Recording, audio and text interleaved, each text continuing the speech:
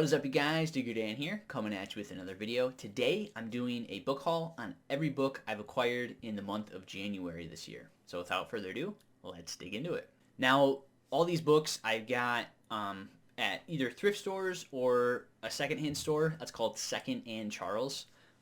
They also sell new books, but they also do like trade-ins, so you can get store credit. Things like that. I like to think about it like Orange Barnes & Noble because their whole scheme is orange. And yeah, so most of the stuff I did get was thrift. And at the end, I'll show you the kind of the newish stuff I got from Second and Charles.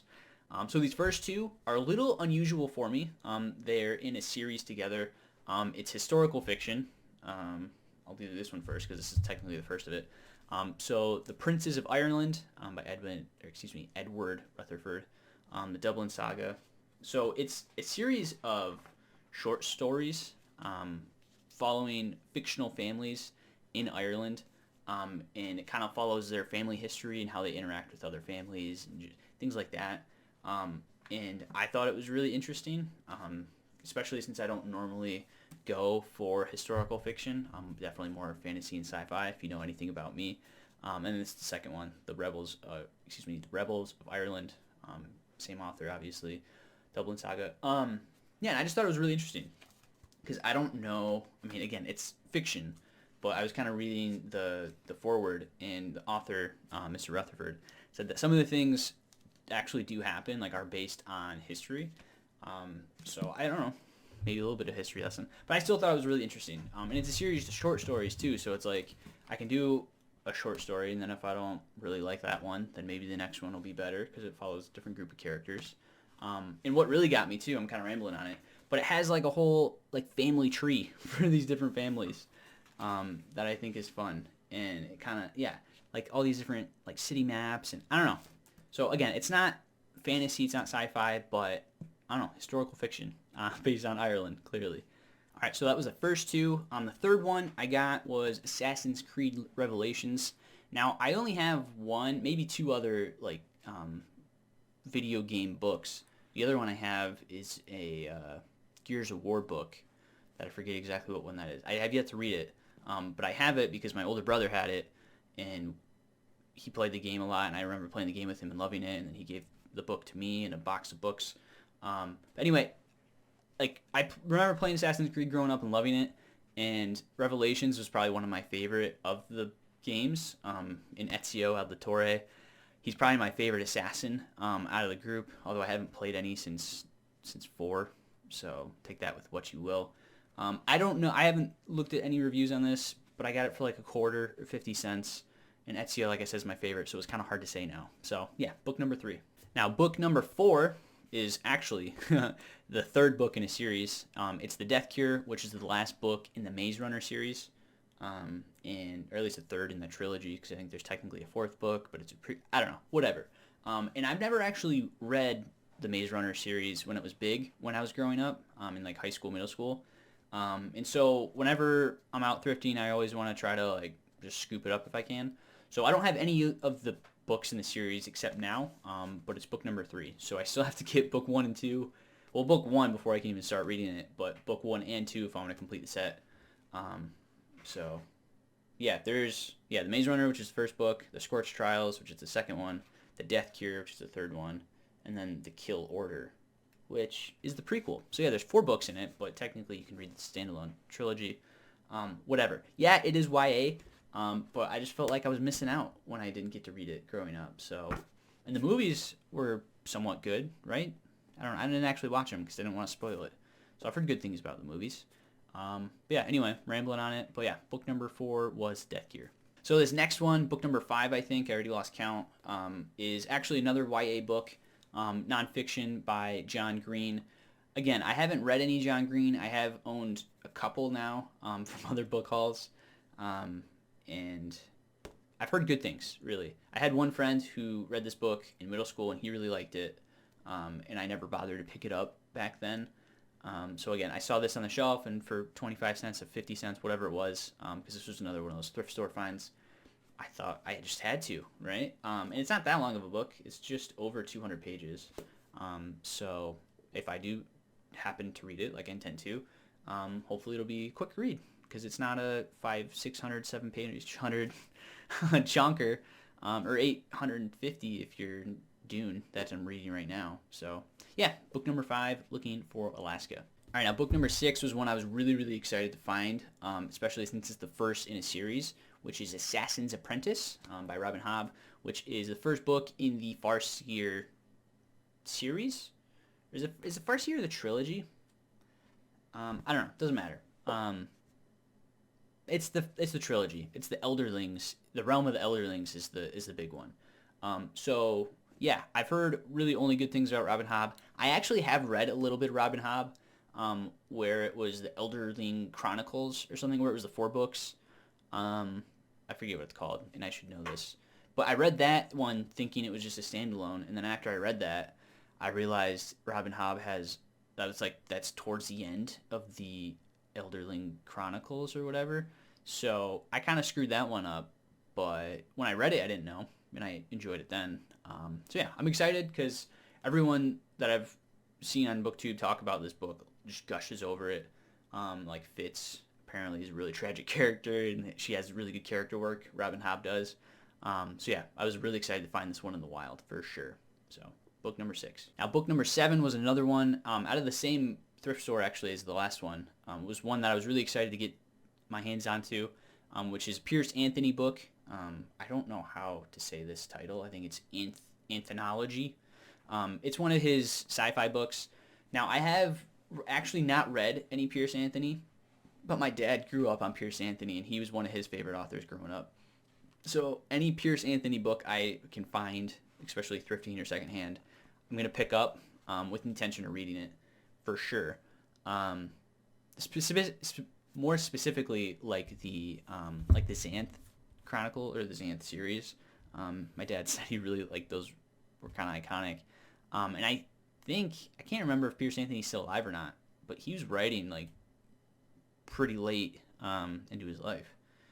Kind of similar to like Terry Pratchett, where he was writing and writing and writing. So there's a ton of Pierce Anthony out there. So definitely have my work set out for me if I want to collect everything. So yeah, that is book number 7. Now this next one is a little unusual for me since it's not fiction even. This is American Assassin by the Navy SEAL Chris Kyle. I remember watching this movie where Bradley Cooper starred as Chris Kyle, and I loved the movie.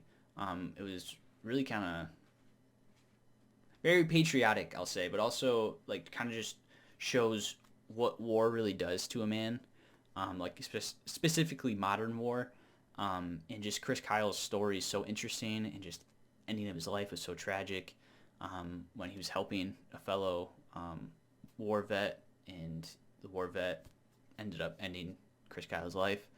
So yeah, I saw this, again, 25, 50 cents, whatever it was, just had to have it. So book number 8, I think. That was book 9. I lied. So book 10 is King Arthur in his Knights of the Round Table. This translation or this version is by Roger Lawrence Green. I haven't actually read any King Arthur, any of the Arthurian legends, and I think a lot of people kind of know King Arthur from just kind of like movies and just pop culture, I'll say. But I've never actually sat down and read any King Arthur ever. So this is a Paint Puffin classic. I think this is more intended towards children, or at least young adult. But I'm still interested in reading it for sure. Who knows? Maybe by the time I actually get around to reading it, I'll have a kid old enough to understand this. So yeah, book number 10, King Arthur. I lied. That was book number 9. These last 4 books are all from a used bookstore I got. It's called Second and Charles. So they do have new stuff as well, but the books I got here were from the used section because they're much discounted. Some of these are pretty old, and I'd be very impressed if these were brand new books. With that being said, this one does look the newest of the bunch, just by condition, obviously not just by age. But this is R.A. Salvador's Homeland. This is the first book in the Legend of Drizzt, or Drizzt, however you say it. Dungeons Dragons. He's a dark elf character, and he's kind of iconic. Yeah, so, and I haven't read any of his before. I haven't actually read any R.A. Salvatore either. and I've heard he's just a really solid writer all around. So yeah, and this one is not that long. It is less than 350 pages, so I should knock this out pretty quickly. But yeah, this one I was probably, maybe not, but out of the bunch, this is maybe one of the top ones I'm most excited about. For sure. Now jumping back to Pierce Anthony, this is Fractal Mode. This is book 2 of the Mode series. Now you're asking, Daniel, do you have book 1? I don't. But like I said, any Pierce Anthony I see, I'm going to pick up with the intention of reading, obviously.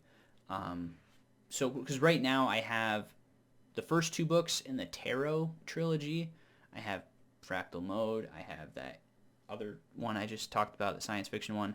I have a couple random Xanth books, and then I have the first 6 or 7 in the Blue Apprentice series. I forget what that's actually called. I just know it's Blue Apprentice something. So yeah, yeah, I'm just gonna keep picking up Pierce Anthony when I see him. And then speaking of Pierce Anthony, this is the last Pierce Anthony book I got, The Isle of View. Like I said, Xanth. And this, I was actually surprised. This is one of his earlier Xanth books. This is only, I think it's Xanth number 4. I have to double check that. But yeah, this is one of the earlier ones. So, which is exciting because a couple of the other Xanth, I forget the titles of those, are some of his later ones where it's like 8, 9, 10, stuff like that. So yeah. Isle of View. And then my last book I got, which is I'm probably pretty up there with excitement level, is David Gemmell's The King Beyond the Gate. This is in the Legend. This is the book that comes after Legend. I think that's technically, what's that called? It's the Jernai Saga. That's what it was. I suck with titles and names. I'm sorry, guys. But the Jernai Saga. So there was a lot more David Gemmell, and I actually did stop and think. I'm like, okay, which one am I actually going to grab? Because I hate trying to be too greedy, and I know I have a book haul for every month for the last 3 or 4 months, so I definitely enjoy getting books. But I also have the intention of reading all my books, but also just the state of the world. Don't want to spend too much money, all that good stuff. So there was a stack of probably 8 or 9 David Gemmell that I easily would have picked up. If I had no remorse or if I had no shame. That's the word I'm looking for. But no, I sat there, thought about it. I'm like, okay, I do have Legend. Let's see if the next one's there. So I did a little bit of research there in the aisle, and realized The King Beyond the Gate is number 2. So that's why I went with this one. And yeah, I haven't read any David Gemmell yet, but I do have the first one, like I just said. And I've heard only good things. And it's kind of like fun, like cover-to-cover action, from my understanding. So this could be like a really good palate cleanser in between some books. So yeah, that is book number 13. How do you guys think I did? Have you guys read any of these / all of these? Or any of these books you're excited for me to look into? Any of these you're kind of scratching your head about what it is? Any of these I should avoid or maybe read sooner rather than later? I don't know. I would love to hear you guys' thoughts. Yeah, so if you guys like this video from me, Diggerdan, please hit that like button down below, as well as that subscribe button, so you guys can see when I post stuff. And yeah, I will catch you guys in the next one. Thanks for watching.